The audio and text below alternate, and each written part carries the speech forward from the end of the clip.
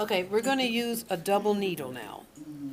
The only reason I don't like to use a double needle is because if one breaks in this process, you got to go back and try to line it up exactly where you had it. But double needle gives you a stretch stitch, even though you're sewing in straight. Two things have to happen.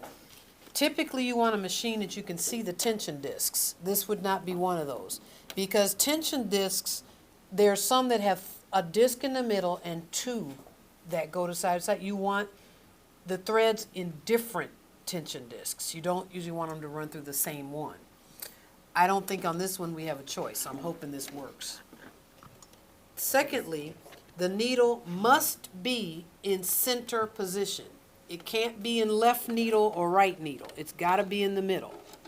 All right, so you only need one thread on the bottom, two on the top. And what happens is it creates a zigzag on the bottom. It's a good looking finish, but it's a pain to do. All right, so you got to thread both needles. And I typically like the two needles to be, you can buy them in different widths.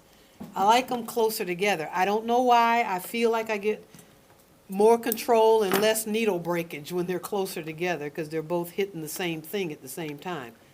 But let me see. Okay, so there we go. Okay, go to 0. I'm going to center this and then put it in 1. Okay, so it's staying centered. Put both threads to the back. And where's my sample? Here it is. All right, so you put the needle, you put it down. Okay, so you get a couple stitches in, straighten it out, get it flat.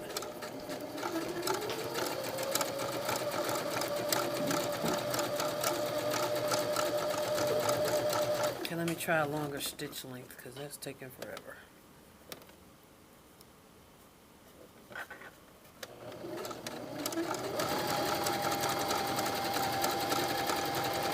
And going that fast is usually bad because that's how you break a needle.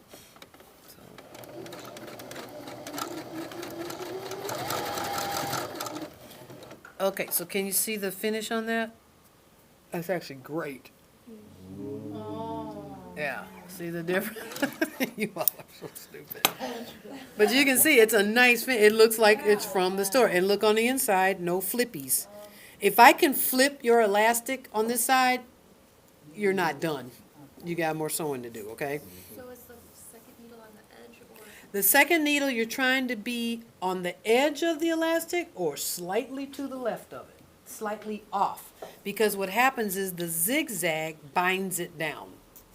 Because the bottom is going like this, okay? So there's that. Oh, here's big fat elastic. So I can show you what we can do with this. You could do any type of stitch. It's up to you.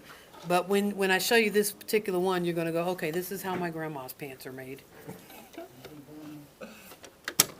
No, her outside pants. Yeah, these are outside pants, yeah. And you can not.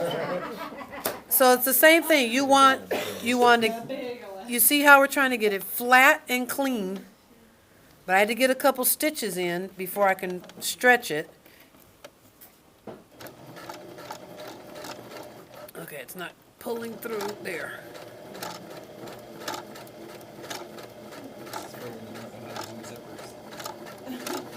Yes.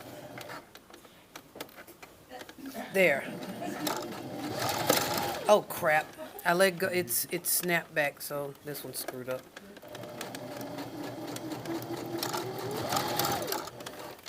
There. Well, okay, so we'll just cut off the bad part.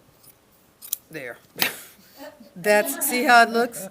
Oh, yeah, bingo pants. Yep. That's how you do it with fat elastic, okay?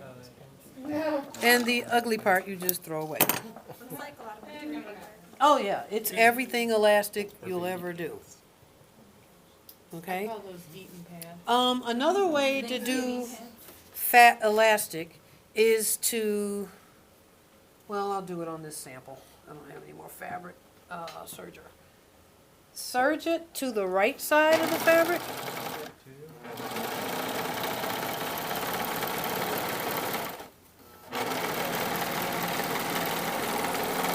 Okay, so we've just serged it to the correct side of the fabric and turn it up. And you just wear the elastic out. This is like you do on underwear. But I can also double stitch it down on the correct side. I could have done the zigzag. I could have left it alone. Thread.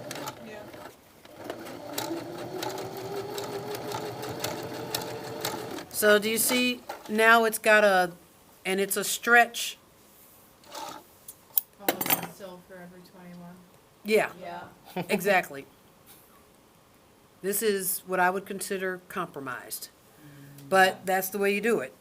So when you're doing elastic and stuff, you can choose which treatment, which thickness, which weight, which thread, 2 needles, triple zigzag, single zigzag, how wide the zigzag is. But you want to test it on your fabric before you put it on your garment because you want to pull the crap out of it to make sure that whatever you're doing is not going to pop. Because somebody has to take this swimsuit and step into it and pull the whole thing over their body, okay? So even though the person might be small, if they have a big head or a big butt, it's got to stretch to the maximum amount to get over that one area and then come back and hold on, okay? You don't have to look at me when you say big butt next time.